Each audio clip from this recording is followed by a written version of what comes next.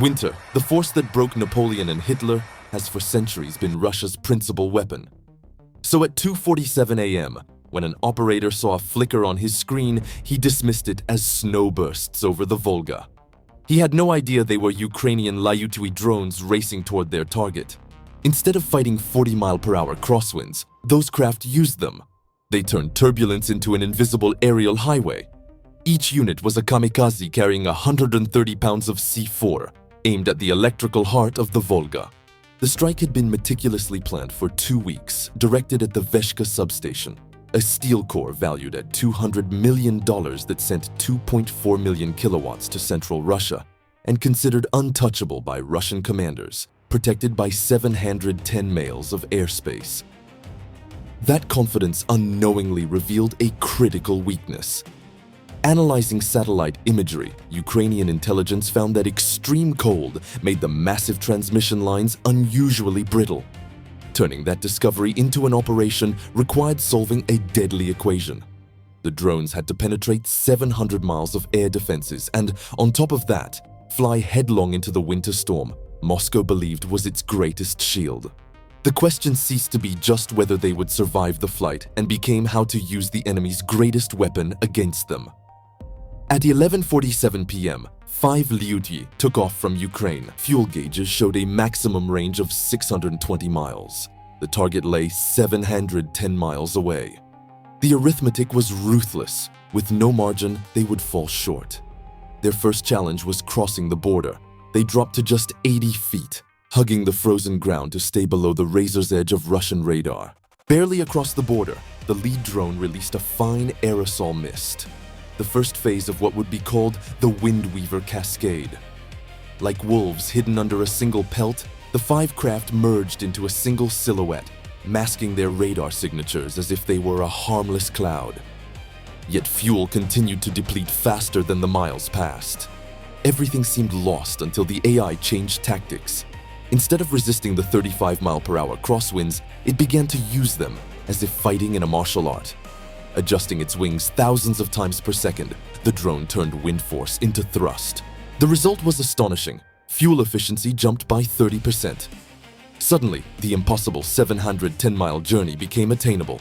For 2 hours, the tactic held. The phantom cloud drifted silently toward the heart of Russia. But silence on a radar always carries a doubt. Is no one watching, or is everyone watching and waiting for the right moment to strike? At 1:47 a.m., 200 miles inside enemy territory, the illusion was still perfect. Ukrainian operators watched steady readings, confident in their stealth. Yet Moscow had a tailor-made hunter, the Nebo-M radar. While conventional radars work like sniper scopes, precise but with limited reach, the Nebo-M acts like a giant reflector that bathes the sky in low-frequency waves. It trades accuracy for the ability to detect the improbable. It could not pick out the drones, but it could see a 2-mile aerosol cloud that should not exist. In a concrete bunker near Samra, a Russian operator watched the anomaly move slowly across his screen. With no defined target, he sent approximate coordinates to a Pantsir S-1 battery 12 miles away, with a simple order: investigate. A 57E6 missile cut through the night at Mach 3. It did not seek an individual target. It went straight for the heart of the cloud. The explosion lit the sky with a white flash, releasing a rain of tungsten fragments that shredded the formation. One wing drone exploded into pieces. The first blow had been struck. The aerosol veil had vanished. 4 drones were exposed, flying in enemy skies. For the first time that night, the Russians knew with absolute certainty they were the prey. The impact of the first missile did more than destroy a drone. It tore off its invisibility shield. On the Pantsir operator's radar, the blurry smudge was gone.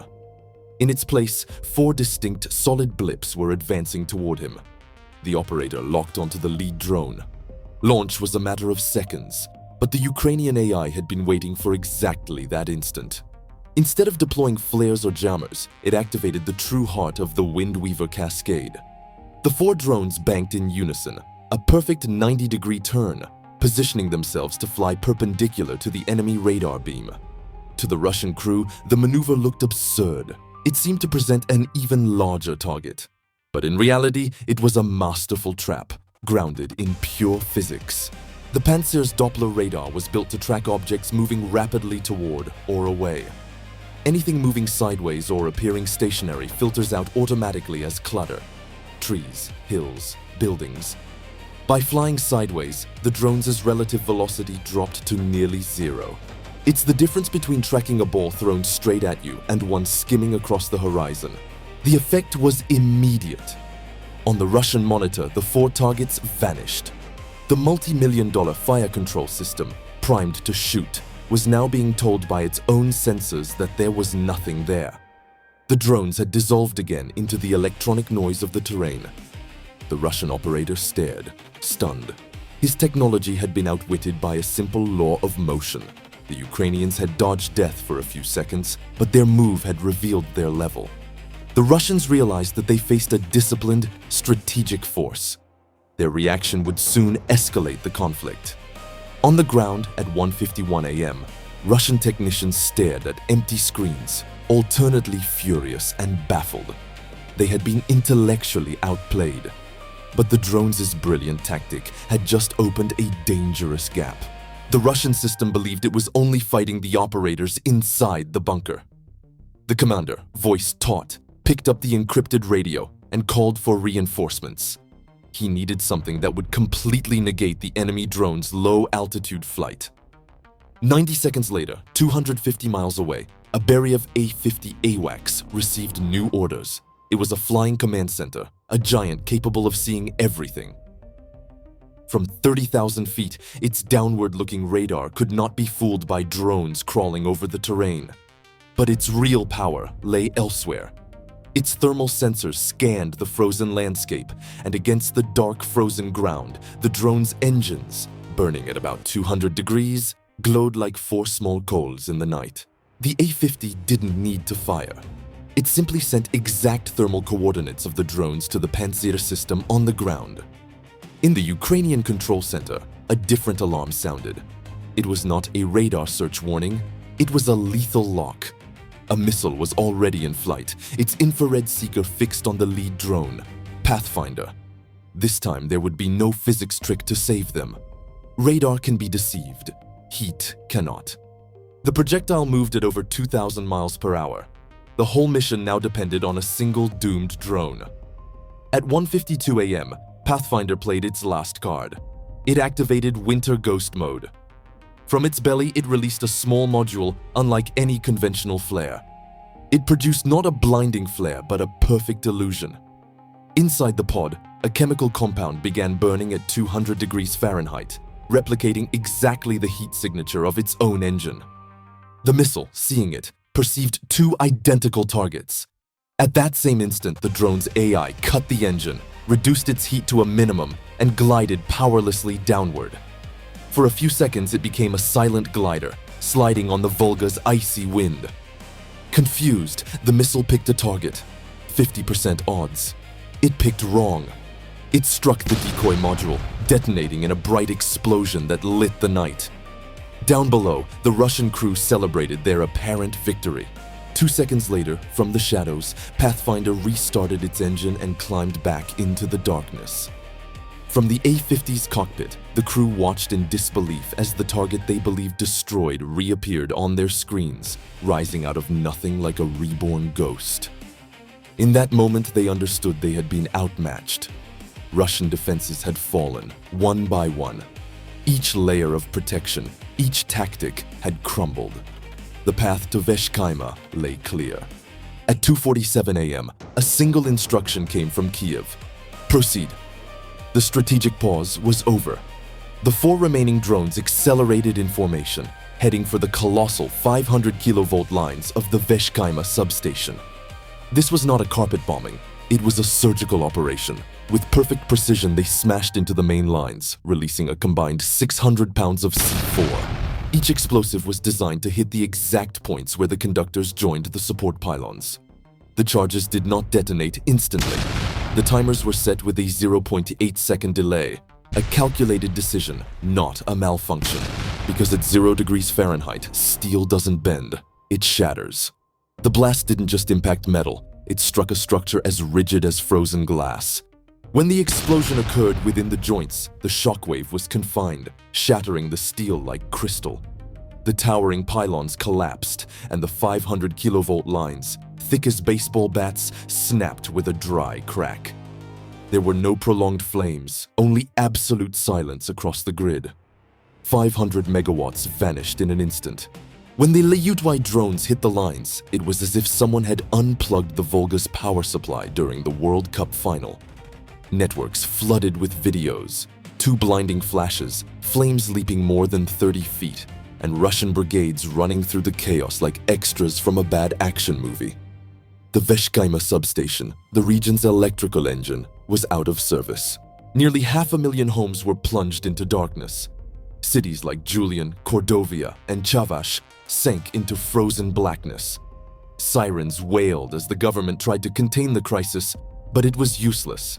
The damage was done. 6 hours later, Starlink imagery showed the scene. A 6-meter-wide crater and high-voltage lines twisted as if they were made of paper. Russia insisted everything was under control. Sure, under control like hitting the router hoping the Wi-Fi will come back. But this wasn't a simple substation fire.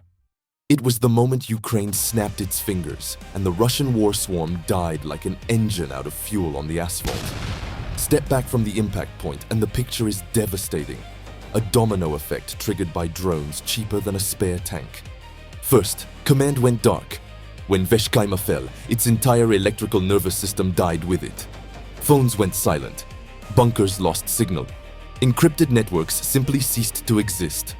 On the Donetsk and Kherson fronts, troops waited for orders that never came. Second, artillery silence. Without power, radars went blind. Thousands of Russian 152mm guns sat idle like an orchestra without a conductor. Ukraine took advantage of the gap. It advanced 8 kilometers in just 2 days, meeting no resistance. Third, logistical collapse. T-90 tanks and Volga convoys froze, literally. Without electricity, there were no fuel pumps, no heating. Even a munitions factory in Chuvashia shut down for 3 full days. And finally, the psychological impact. Inside the Kremlin, paranoia spread like a virus. One officer was heard shouting, "How could these drones get so far?" The answer was simple and lethal. On the wings of Ukrainian engineering.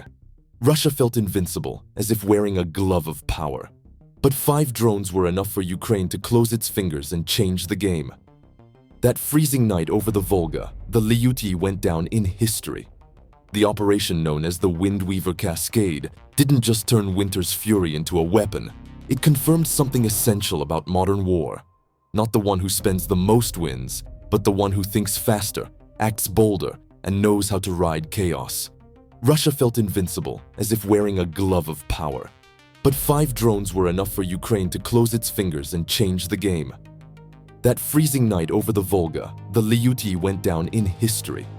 The operation known as the Windweaver Cascade didn't just turn winter's fury into a weapon.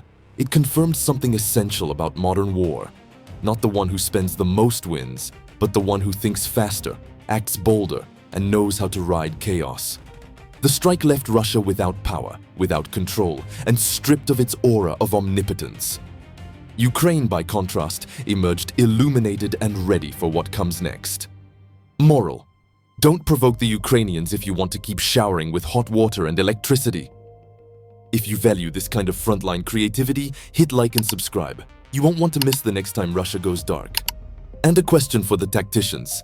If you were commanding the next wave of drones, what would you target?